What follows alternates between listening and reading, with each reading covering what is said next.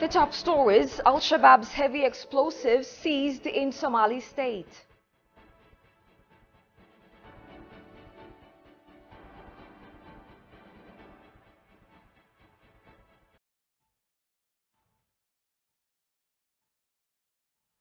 And polling in Kenya remains largely peaceful as race turns tighter.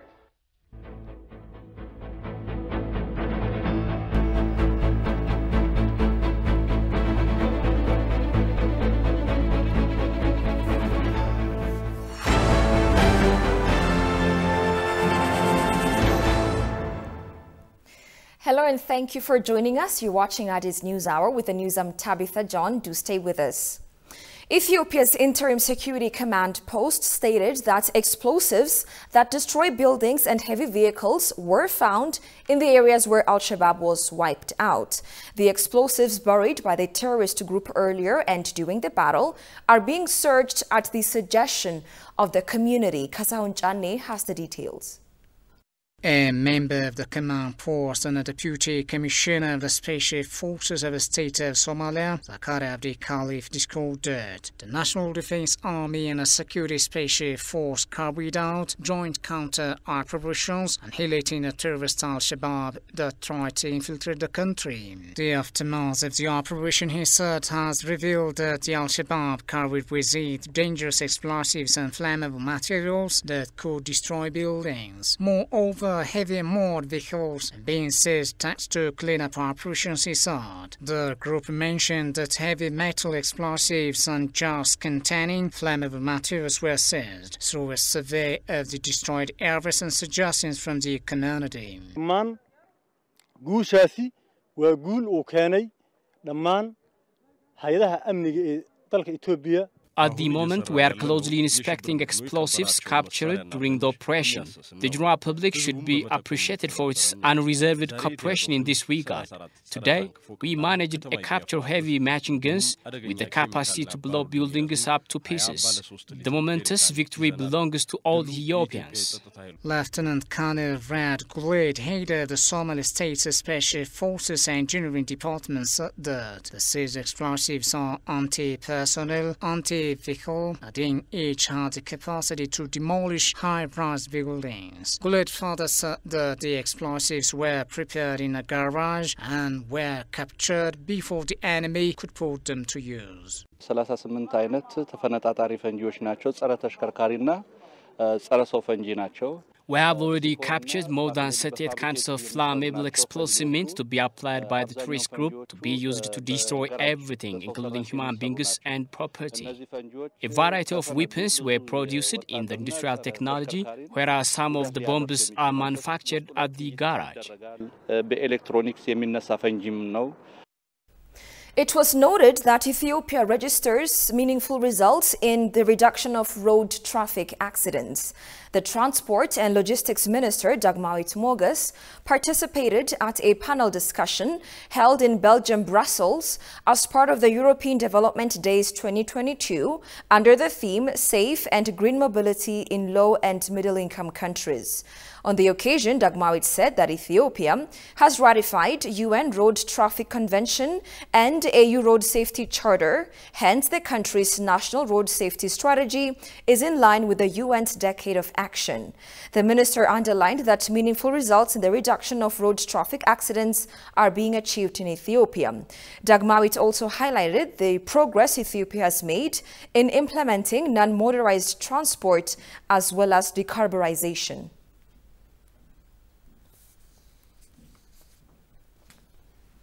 Rotary International called upon all universities to invite people to get into a platform for volunteerism so that people can bring out their best to society.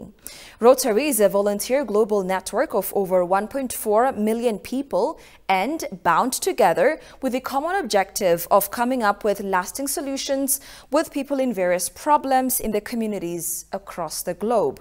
Talking to ETV, Azib Asrat, governor for Rotary International in Eritrea, Ethiopia, South Sudan and Kenya, said the challenges of volunteerism remain immense. Take a look.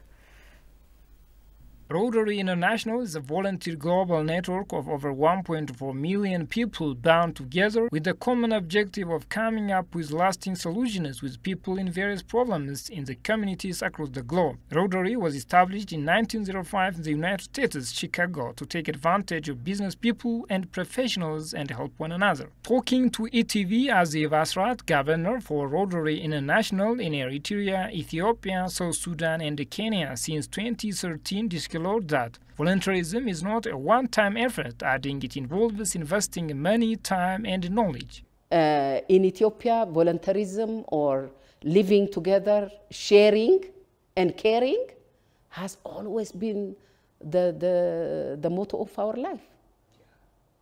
So volunteerism, it's not a short time. Volunteerism comes from the heart. If it comes from the heart, it's going to be long-standing within you. It's not always money. It's your time, it's your knowledge, it's your skills. Whatever you acquire, if you can be able to pass to others, that's volunteerism. The young, they need us. And we need the young. That's where the link is in Rotary. Asrat also explained the challenges and remedies of a leader in a vast institution like the Rotary. When you are leading volunteers without expecting anything in return, probably the return will be in skills, in education, in experience, in other capacities like communication, training, capacity building. All this will come together as a benefit. But there is no monetary terms which is attached to volunteerism, because there will be no pay, no salary. You use your time, your energy, your resources yourself. So as a result, when you lead volunteers, the challenge is that you have to be accommodating in terms of their time, their resources, and you have to make sure that there is a good understanding between the two of you, how you want the work to progress. The governor called upon all universities to invite people to get into a platform for volunteerism so that people can contribute their best. I must say that universities, colleges should use the knowledge that we have brought back home, to invite us, to get us into the platforms so that we can contribute better. Because it's not only me. There are many, my friends, my colleagues, Rotarians at the senior level who are sitting there. So for Ethiopia, what I really dream is that we as volunteers, naturally, we should be more effective in passing our knowledge to our future generation.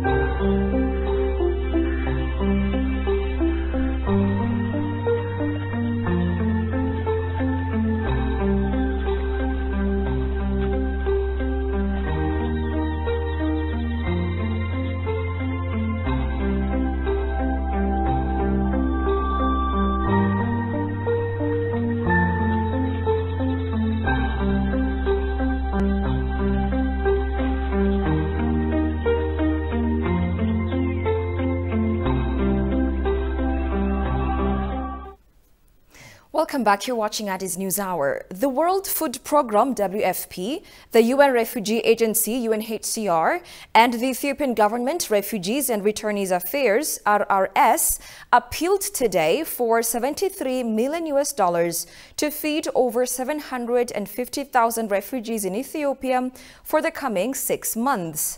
WFP's representative and country director for Ethiopia, Claude Jubidar, said they have a $75 million funding shortfall for refugees' minimum needs.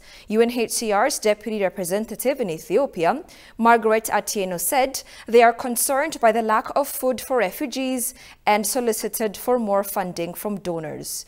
Refugees and Returnees Service Director General Tesfahon Gobazai noted that Ethiopia, with its progressive refugee policy and commitments, has been striving to ensure the sustainable self-reliance of refugees and host communities with its scarce resources, struggling with recurrent funding gaps from the international community. Ethiopia hosts more than 1 million registered refugees and asylum seekers. Most of them are from South Sudan, Somalia, Eritrea, and Sudan. Of these, about 750,000 are fully dependent on humanitarian food assistance.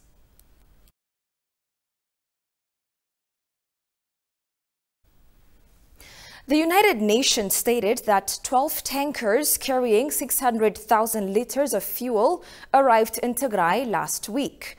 About 2 million liters of fuel are needed each month to sustain humanitarian operations, it was indicated. In another development, humanitarian food assistance is being distributed in 3 districts of Amhara's Wag Khimra zone for the first time in over a year, with food for about 30,000 people. The UN also announced a plan to deliver additional assistance, including nutrition and health supplies, to people in need.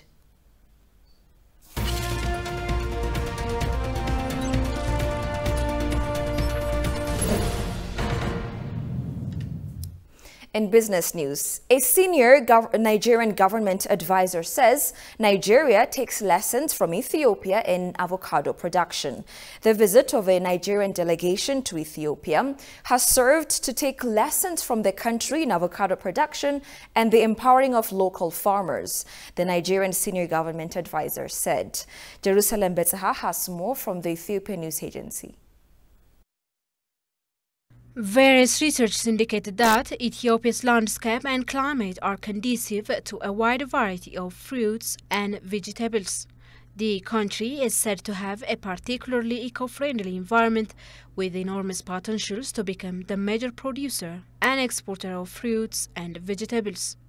Particularly, Ethiopian farmers in the state of Amhara and Oromia have been producing and exporting avocados to the international market. A delegation of senior policy advisors of the Nigerian government has visited avocado farm being developed with a cluster farming system in East Shoa zone of the Oromia state. Head of the delegation, Emmanuel Sambo Mama, said that Ethiopia is doing very well as far as avocado production is concerned. We're here with the participants of Senior Executive Course 44, and precisely the group that is here within Ethiopia is Study Group 2. So we have been given an assignment by the President of the Federal Republic of Nigeria to do a study or research on the topic strengthening local governance in Nigeria, with emphasis on the challenges, options and opportunities.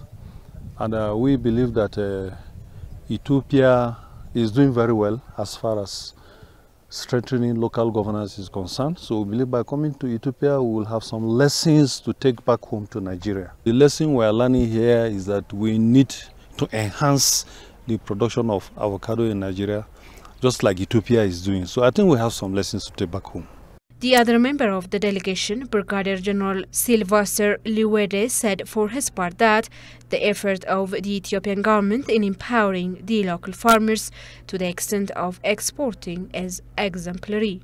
The effort of governments in empowering the local farmers into developing from food crop growers into cash crop growers to the extent of exporting, I think we can take this lesson home. Oromia State Agriculture Cluster Coordinator with rank of Regional Deputy Chief Administrator Girma Mente said that the government has been engaged in modernizing the agriculture sector to enhance productivity with a view to ensuring food self-sufficiency. The coordinator noted that most of African countries or institutions, including Ethiopia, eye for the Western and Asian countries for sharing experiences for years. However, he noted that the visit made by Nigeria, which is the largest economy and production in Africa, to share experiences of Ethiopia in the agriculture sector will encourage Ethiopians to do more. Experts in the area recommended that strengthening irrigation development for the better benefit of farmers in the sector paves the way for them to export their produce on their own, enable the country to make the most of its avocado potentials. Ethiopia is implementing a green legacy initiative over the past 3 years. The nation target is to plant over 20 billion young trees across the country. This project invites neighboring countries like Eritrea, Somalia, Sudan, South Sudan, and Kenya. Ethiopia's microeconomy remains hopeful despite many challenges. ETV English will look into this in greater details through fresh stories and news analysis. Coming to you this August. In August, top stories on Addis News Hour.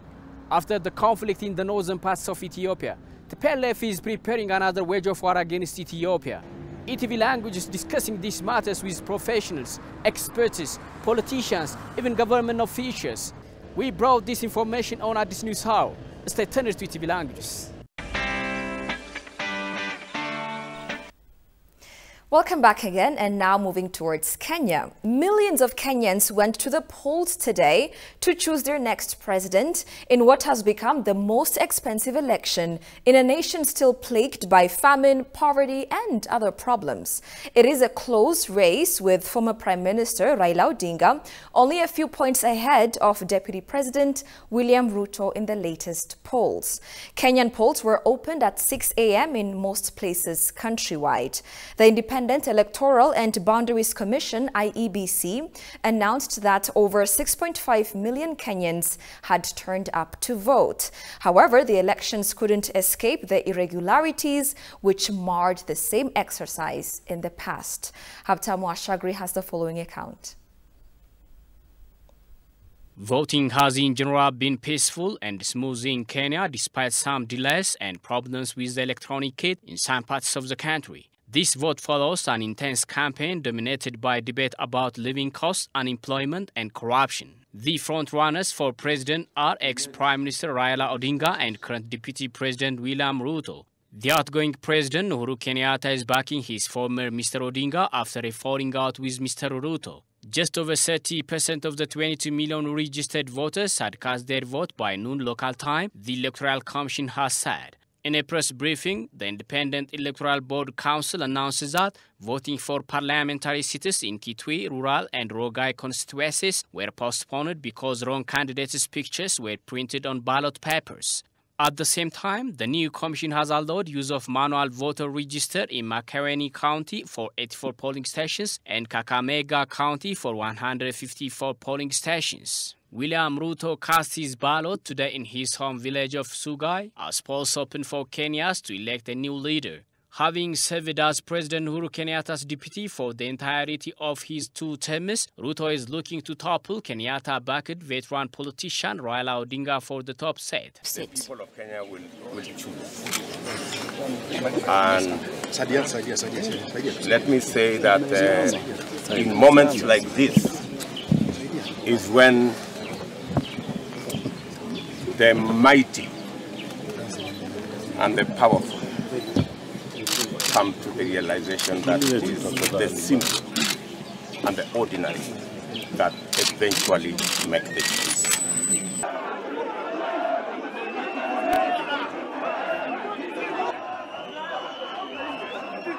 Outgoing President Uhuru Kenyatta, the son of Kenya's first president, cut across the usual ethnic lines and angered Ruto by backing long-time rival Odinga after their bitter 2017 election contest. Kenyatta, who was also seen voting, says he is hopeful for a peaceful transition of power in Kenya. Well, this is a day of voting. I think this is a day where we all want to pray that Kenyans turn out and vote in peace, go back to their homes as we await the results. I think that's all I have to say. If neither wins more than 50%, Kenya would be forced to hold a runoff for the first time in its history. When voting did get underway, however, the process went well. There have also been reports of delays in the coastal area of Mombasa and some parts of the northeast of the country. There have been some complaints about the electronic fingerprint equipment used to identify voters breaking down. But the Electoral Commission has said that only 200 have broken down out of the total more than 46,000. The front contenders this election, Raila Odinga and William Ruto, have sent their message to their supporters how to accept the final result of the election. We have made it absolutely clear. In fact, we have a solid track record of not ever engaging in violence. I have made a commitment that whatever the outcome of this election, I will accept the results. Of course, my supporters are always peaceful. Will you accept the outcome if you lose, sir? I've just said it there in my speech that I will accept and congratulate the winner if he wins fairly. And I also expect him to do the same thing. Despite many ups and downs in Kenya, every Kenyan has suspense to welcome the new president and the winner of the 2022 Kenya general election. These Kenyans are lined up for one thing.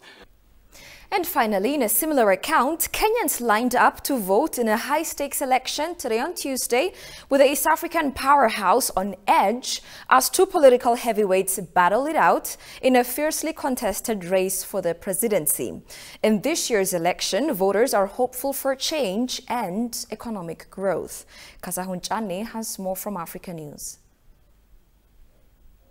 Before dawn on Tuesday, Kenyans lined one thing to vote in a high-stakes election, with the East African powerhouse on edge as two political heavyweights battle it out in a fiercely contested race for the presidency. Taking place against a backdrop of soaring prices for food and fuel, a punishing drought that has left millions hungry, and deep disenchantment with the political elite, particularly among the youth for change. I hope that my vote will change a lot of things, like the tough cost of living. Everything has gone up, including school fees for our children. And our country now is just full of corruption. We want someone who will come and deal with that issue prominently. Matarajio yangu my expectations are that we have a free and fair election. Let there be no claims that names are missing on the voters' register. There should be no violence. Whoever wins, we will support them. And the person who fails should support the winner. We want peace. More than 22 million people are registered to vote in this election. Deputy President William Ruto is pitted against Raila Odinga, the 77-year-old veteran opposition leader, now backed by his longtime rival President Uhuru Kenyatta. Both candidates have called for a peaceful vote. You're watching Addis News Hour. Here's a reminder of the stories making headlines. Al-Shabaab's heavy explosives seized in Somali state.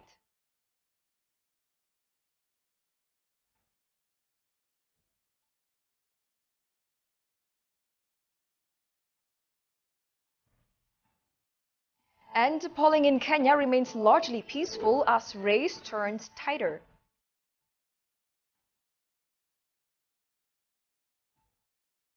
And that's all we had for now. I'm Tabitha John. Many thanks for watching. Have a good night and do take care.